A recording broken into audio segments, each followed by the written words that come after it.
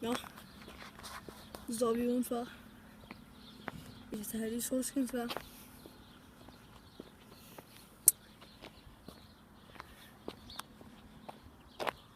Der er mange ting i den her. Nå, men, altså, hvis I har nogle ting, I skal sige, så kan I godt skrive det på... altså, jeg har ikke Twitter, men jeg har Facebook. Jeg kan ikke helt huske, hvad jeg hedder. Men det er også lige meget. Jeg kan finde ud af det på et andet tidspunkt.